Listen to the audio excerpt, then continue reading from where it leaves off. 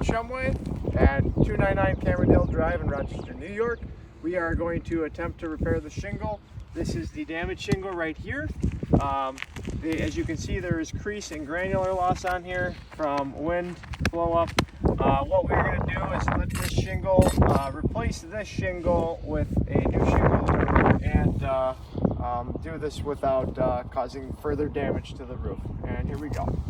So as you can see, I am using a flat bar, as we've used for many years as roofers, to lift and delaminate the shingle. I haven't found the end of the 3-tab shingle yet. And we'll lift it up just to, okay, so there it is right there. There's the bottom row. And this shingle right here starts right there. So there must be to replace this one must be right here.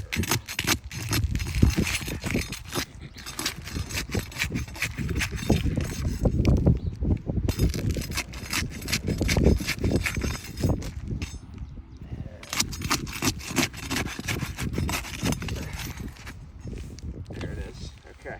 So here's the shingle. It stops here. It goes 1, 2, 3 tabs. So if we've loosened up all these, we still need to loosen up this one because it ends right here, right there. And we need to loosen up these up here to get the second nail, nails above it.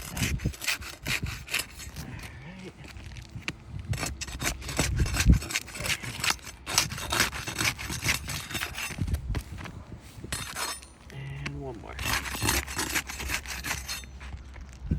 Be the last. There it is right there. Okay. And we are getting, there it is right here.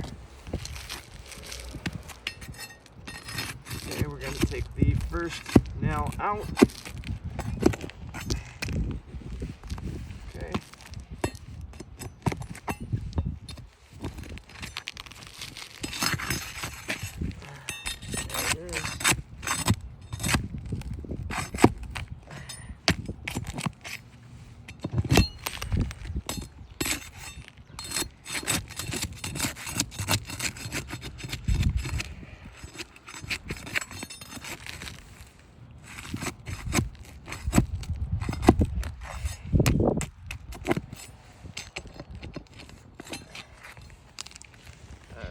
The other one's right up here.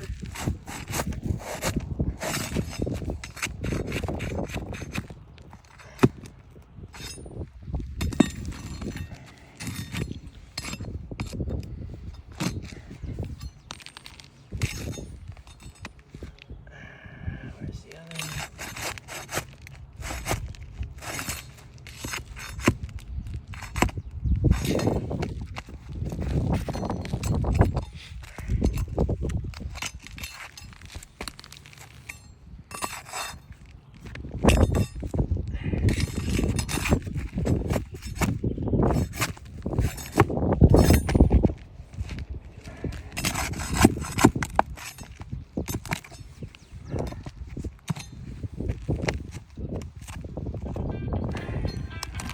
It should come right out. Oh, we just have one more over here.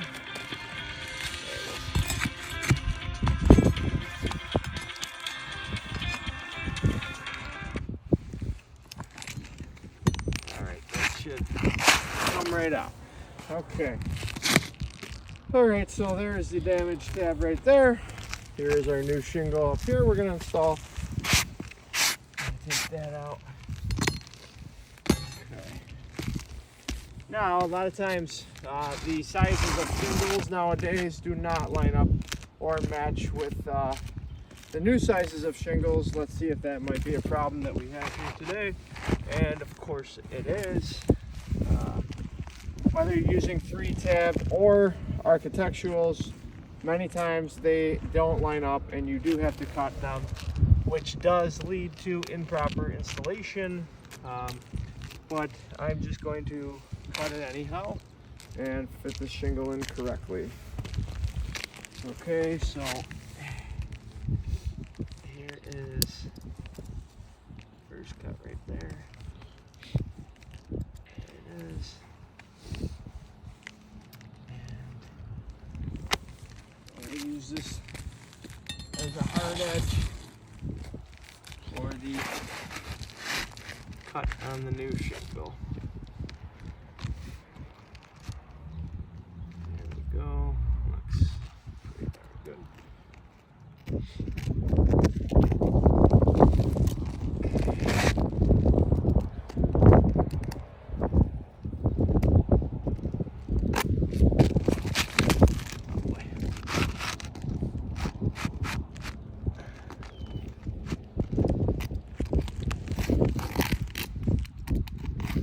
Just scoring it to give myself a line.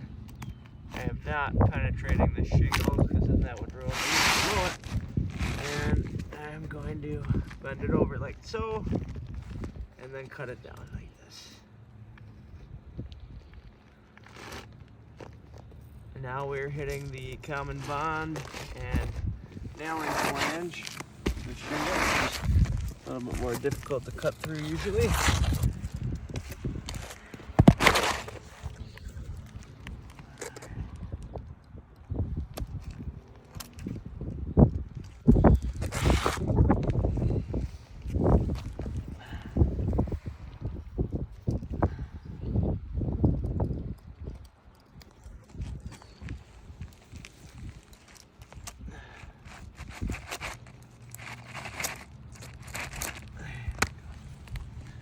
Okay, should now fit the new spot,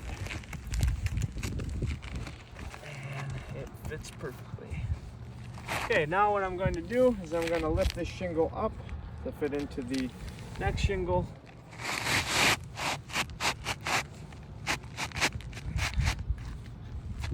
There we go. Okay. There. There we go. Now I have to start nailing the new shingle, and I have to nail into the existing nail holes here, or they need to be caulked. So either go back into these same holes or caulk those nails. I like to go into them because that means that water won't be able to find its way into them. So we'll start right up at the top.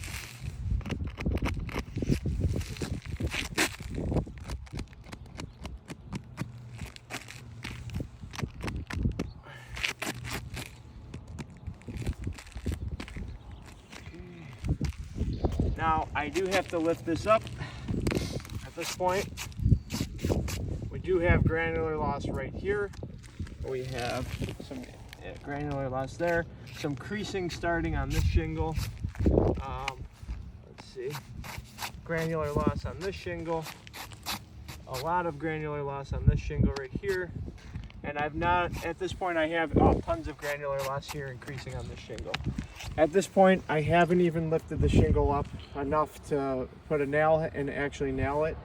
And we've already see the beginning of creasing on these shingles. This is exactly the reason. Now, I don't ever lift it up any more than enough to get my nail in, and then I need to be able to swing down at an angle. They do create a tool called the snake or the shingle shock.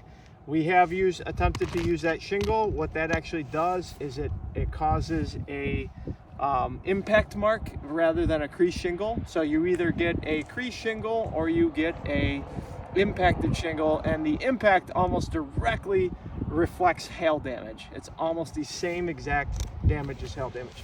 So I'm going to lift another. I like to actually use this right here, the back of my arm, and be able to swing enough to get a full swing in there. There's one. Okay. There's the existing.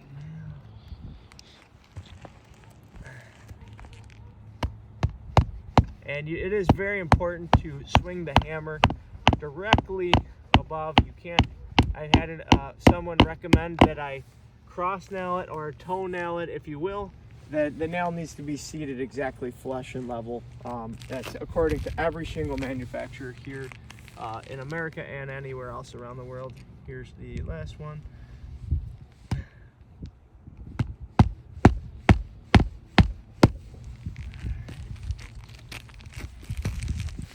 Now this one I'm going to just pick some new spots to put some nails in. I do have to go into the nailing flange here. I aim directly for the middle, and there it is right there. And that one's actually seated at an angle. I would have had to lift up the shingle a little more. And there is a perfectly creased shingle. Damaged now forever for the homeowner to repair and fix when the next windstorm comes.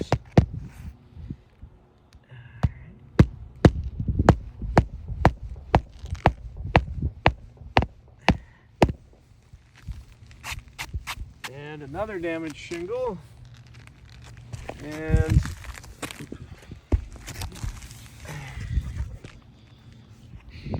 go right directly into the middle of the nailing flange.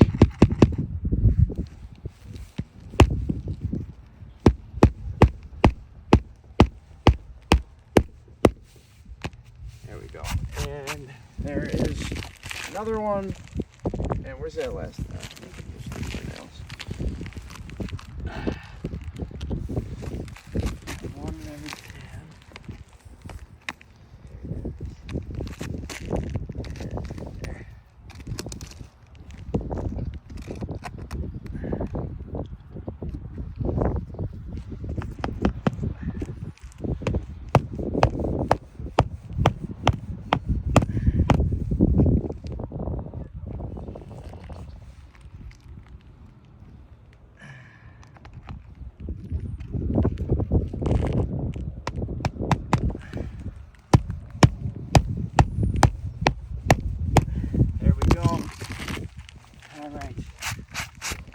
This shingle still has granular loss, not quite as bad. This shingle has granular loss here, creasing here, creasing here. This shingle too has granular loss all over it. You can see the granulars falling everywhere. Here's another shingle granular loss, creased shingle, creased shingle. Creased and granular loss is a huge issue. What happens is the shingle's repaired right now, it's sheeting water away. We'll actually put dabs of caulk to further finalize this down. It'll seal these down, but now you have damaged and crease where water can penetrate for years to come, or for the next windstorm to blow off. This is exactly why we have to repair roofs. This is exactly how manufacturer specs have been speccing repairs for years. If roofs are being damaged from repair, then the warranty is completely voided, any warranty at all, and we're legally obligated to put a 1-year warranty here on New York State. We have to warranty everything for 1 year. So this roof had one damaged tab. It now has 1, 2, 3, 4, 5, 6, 7, 8, 9 damaged tabs. And that's stellar roofing on why we need to do replacements instead of repairs.